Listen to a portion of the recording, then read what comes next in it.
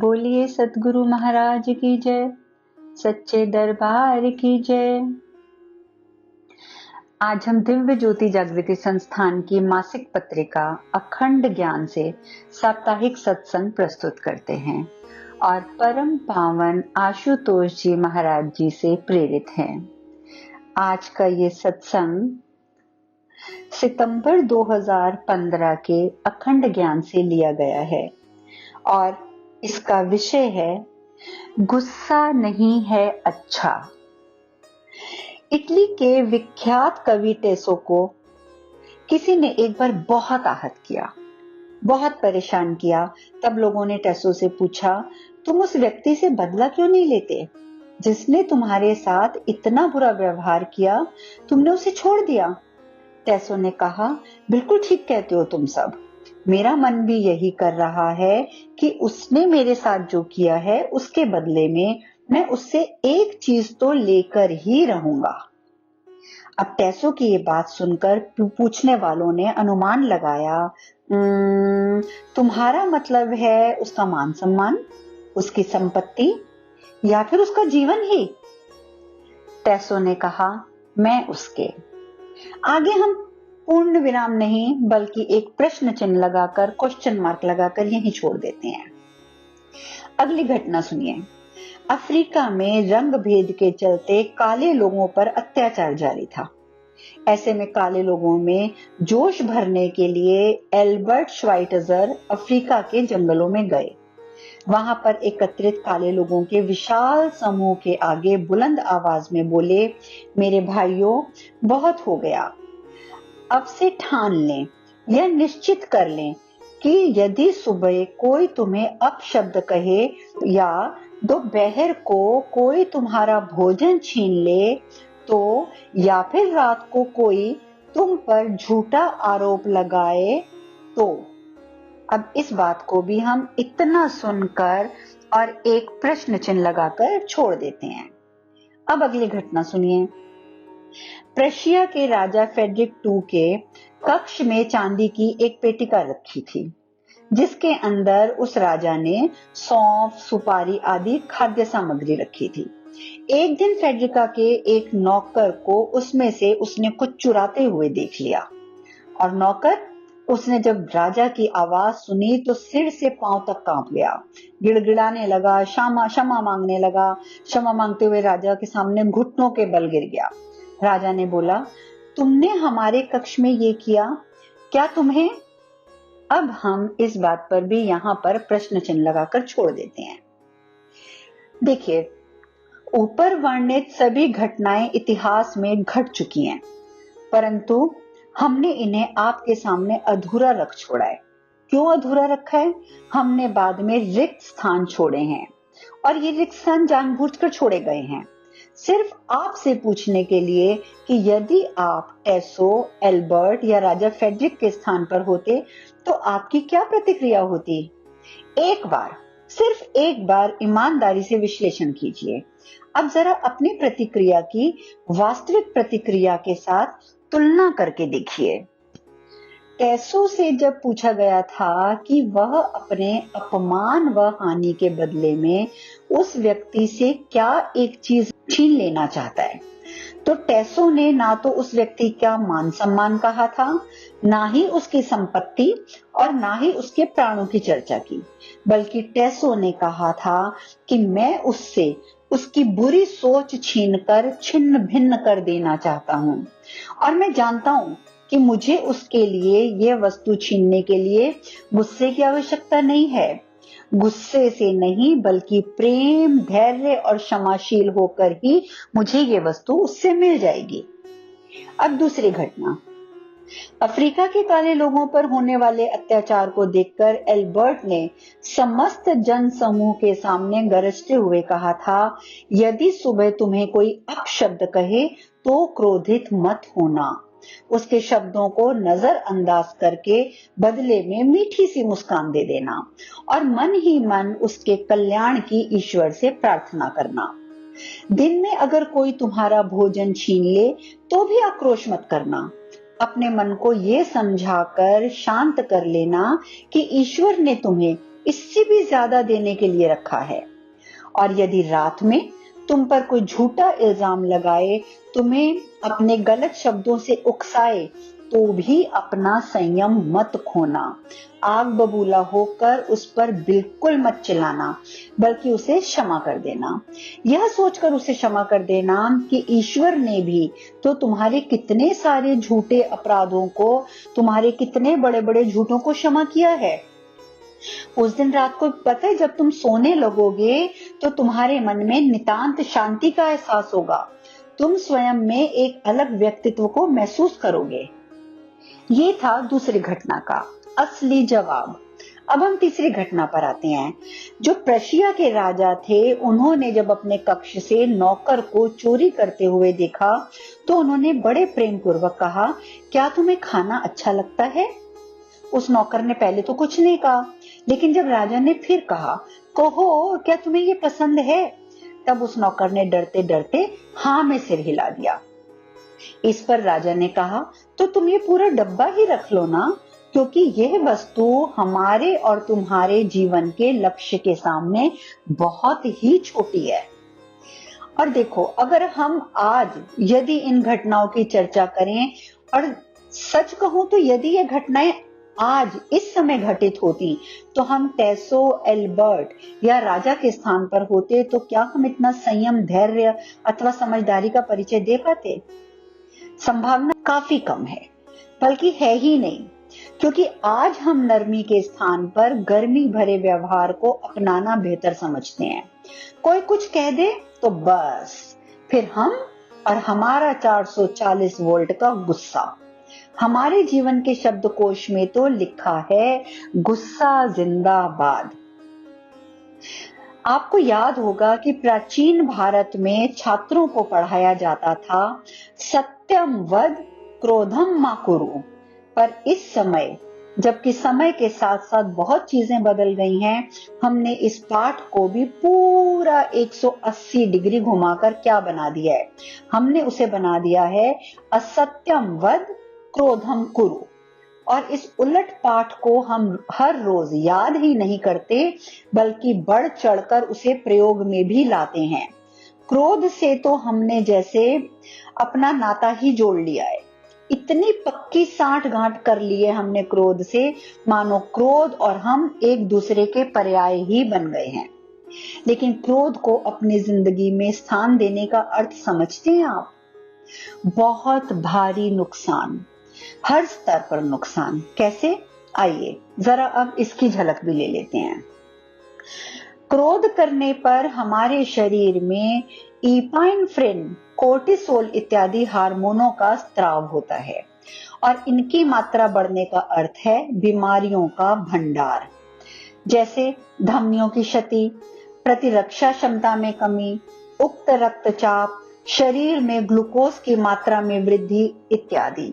ये सब बीमारियां यदि हमें लगती हैं, तो उसका एकमात्र कारण है हमारा क्रोध। उक्त रक्तचाप और क्रोध तो दोनों जैसे एक दूसरे के संग हाथ में हाथ डालकर चलते हैं। अगर आप डॉक्टर्स की बात करें, तो डॉक्टर्स कुछ इस प्रकार से समझाते हैं। मान लीजिए बगीचे में पानी देने के लिए 2 पाइप उपलब्ध हैं, एक आधे इंच का और दूसरा चौथाई इंच का। यदि आप दोनों पाइप एक एक करके नल से लगाते हैं और नल पूरी तरह से खोल देते हैं, तो जाहिर है कि चौथाई इंच के पाइप से पानी ज्यादा प्रेशर से बाहर आएगा। कारण ये है कि उसमें पानी के गुजरने के लिए जगह कम है। बिल्कुल यही बात हमारे गुस्से के साथ है। इसी प्रकार का काम हमारा गुस्सा करता है। हमारा गुस्सा क्या करता है कि वो इन हार्मोन्स के स्त्राव के लिए हमारी धमनियों के भीतर की जो जगह है उसको सिकोड़ देता है, और रक्त स्त्राव के लिए कम जगह होने के कारण हो जाता है ज्यादा रक्तचाप। जहां तक दिल के दौरे और गुस्से का संबंध है, तो इस विषय में भी कई रिसर्च हो चुकी हैं, कई अनुसंधान हो चुके हैं। सैन फ्रांसिस्को के 2 हृदय रोग विशेषज्ञ फ्राइडमैन एवं रोजनमैन ने इस विषय पर कई रोगियों को जांचा, और इस जांच के आधार पर उन्होंने अपनी किताब type A behaviour and your heart, इसमें उन्होंने स्पष्ट लिखा है कि दिल के दौरे के पीछे खान पान, भाग दौड़ इत्यादि इतने जिम्मेदार नहीं होते जितना कि व्यक्ति का गुस्सा। और ये निष्कर्ष अन्य शोधों के आधार पर भी प्रमाणित किए गए हैं। फ्राइडमैन और रोजमैन ने चूहों पर भी शोध किया। आप जानते हैं, जब चूहों में गुस्सा पैदा करने के लिए उनके हाइपोथैलेमस को विद्युत की मदद से सक्रिय किया गया, तब एक विचित्र बात सामने आई। गुस्से के कारण चूहों के भीतर पाचन तंत्र कम तक जाने वाला जो खून था, उसकी भारी मात्रा में कमी नजर आई और इस कारण से चूहों के लिवर अर्थात उनके जिगर के ऊपर गहरा प्रभाव पड़ा। और जिगर में होने वाली खराबी का सीधा संबंध होता है हृदय से। कारण कि लिवर ही होता है जो खून से कोलेस्ट्रॉल को हटाता है, परंतु जब लिवर तक पहुंचने वाला रक्त कम होता है तो कोलेस्ट्रॉल जो होता है वो स्वतः ही बढ़ जाता है, यानी कि दिल के दौरे का खतरा व्यक्ति के सिर पर मंडराने लगता है। और क्रोध से पाचन में गड़बड़ी होती है, वह भी ये बात प्रमाणित करती है। क्रोध करने वालों के पेट में हाइड्रोक्लोरिक एसिड भरपूर मात्रा में बनता है और इसका परिणाम होता है एसिडिटी, अल्सर इत्यादि। इन बातों के अलावा यदि आपसे ये कहा जाए कि गुस्सा लकवे तक का कारण बन सकता है, तब क्या आप विश्वास करेंगे? जी हाँ, डॉक्टरों के पास ऐसे केस दर्ज हैं जिनमें इस बात की पूरी पुष्टि होती है। ऐसे ही एक केस में पाया गया कि एक लड़की को किसी कारण से अपने घर के एक सदस्य पर बहुत क्रोध आता था। उसे उस व्यक्ति की हर बात से, यहां तक कि उसकी शक्ल से भी घिन मचती थी और जब भी वह व्यक्ति उसके सामने आता तो उसके अंदर का गुस्सा इस हद तक उकस जाता था कि बस वह अपना हाथ ही उठाने की कसर छोड़ती थी। परंतु बात यह थी कि मर्यादा की सीमा के कारण वह किसी न किसी तरह अपने हाथ को रोक कर रखती और लंबे समय तक ऐसा होने के कारण आप जानते हैं कि क्या हुआ? क्रोध के कारण शरीर में इस कदर नकारात्मकता और विषैली तरंगे दौड़ी कि उसके दाहिने हाथ को लकवा मार गया। बहुत से अस्पतालों में दिखाया गया, किंतु स्थिति ज्यों की त्यों बनी रही। काफी समय के बाद उसका संपर्क एक बहुत ही अनुभवी डॉक्टर से हुआ और उसने जब उस लड़की के केस हिस्ट्री को पढ़ा तो मूल कारण को उसने भांप लिया। तब उसने उस लड़की को बुलाया और कहा कि यदि तुम्हें ठीक होना है तो उस व्यक्ति के प्रति अपने मन से क्रोध की भावना को हमेशा के लिए मिटाना होगा, बल्कि उससे हंसकर मिलना होगा। लड़की के ऐसा करने पर एक बहुत ही अजूबा घटा। अजूबा ये था कि कुछ ही दिनों के अंदर उस लड़की का लकवा पूर्ण रूप से ठीक हो गया। क्रोध को तो तनाव और अकेलेपन का भी जनक कहा गया है। गुस्सैल व्यक्ति से हर कोई व्यक्ति फासला बनाकर रखता है, इतना तो आप भी जानते हैं, और इस कारण से उसे लोगों से कम मदद और कम अपनापन मिलता है।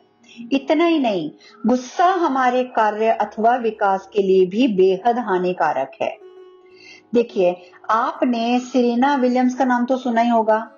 टेनिस की काफी जानी मानी खिलाड़ी है वो। सन 2009 में होने वाले यूएस ओपन टेनिस मैच के दौरान सेरेना ने गुस्से में लाइन जज को खूब खरी खोटी सुनाई और फिर खेल के दूसरे सेट में पहली ही सर्विस पर सेरेना ने गलती भी कर दी। पहला सेट तो पहले हाथ से जा चुका था और खेल का अंत आते आते सेरेना पूरी तरीके से, बहुत ही बुरे तरीके से हार गई और ये हार सेरेना के मन में क्रोध की गर्मी के कारण हुई थी।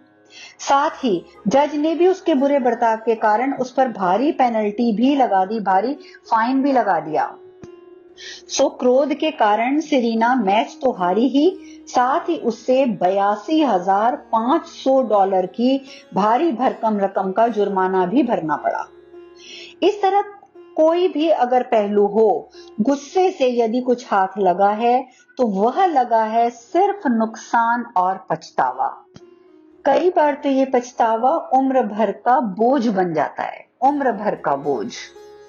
दूसरे विश्व युद्ध के समय की बात है, जब यूरोप के लोगों पर नाजी अपना कहर ढा रहे थे। जर्मनी में रहने वाले एक यूरोपियन परिवार के सभी सदस्य मौत के घाट उतार दिए गए। बचे सिर्फ 2 बच्चे, 13 साल की लड़की और 8 साल का उसका एक मासूम भाई। पर इन दोनों बच्चों को भी और लोगों के साथ बंदी बना लिया गया और रेलवे स्टेशन ले जाया गया। जब ट्रेन आई तो हर तरफ भगदड़ मच गई, धक्का मुक्की, और इसी धक्का मुक्की के बीच में लोग एक दूसरे पर चढ़कर अंदर घुसने लगे। और इसी बीच में जब वे दोनों भाई बहन ट्रेन में चढ़े तो भाई के जूते उस भीड़ में गुम हो गए। ट्रेन में चढ़ने के कुछ समय बाद जब लोगों को सांस में सांस आई, तब उस छोटे बच्चे ने अपनी बहन को जूते खो जाने के बारे में बताया। बहन, जो कि अपने माता पिता के खो जाने के दुख से पहले ही पीड़ित थी, भाई की बात सुनकर उसने अपने ऊपर काबू ना रख पाई और उसने अपना सारा गुस्सा और बेचैनी अपने भाई पर निकाल दी। उसे बहुत जोर से डांटा, पूरा गुस्सा उस पर निकाल दिया। इतने में ट्रेन स्टेशन पर आकर रुक गई और उस स्टेशन पर सभी महिलाओं और पुरुषों को अलग अलग कर दिया गया। उसके बाद उन्हें कैंप में ले जाया गया।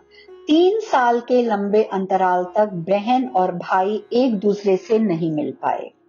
युद्ध थमने के बाद जब सभी बंदियों को रिहा किया गया, तब बहन दौड़ती हुई सबसे पहले अपने भाई को ढूंढने के लिए निकली, और जिससे मिलने के लिए वे 3 साल से तड़प रही थी, अब वह उसका भाई दूसरी दुनिया में जा चुका था। बहन को जब ये पता चला, वो फूट फूट कर रोती रही और यह सोचकर उसे ज्यादा रोना आ रहा था कि कैसे आखिरी भेंट में उसने बिना किसी कारण के अपने भाई को डांटा था, अपने गुस्से से उस मासूम का दिल दुखाया था। कुछ समय के बाद जब जीवित लोगों के अनुभव साझे किए गए, तब उस लड़की ने कहा, मैंने उसी दिन निश्चय कर लिया था कि क्रोध को अपने जीवन में कभी नहीं आने दूंगी।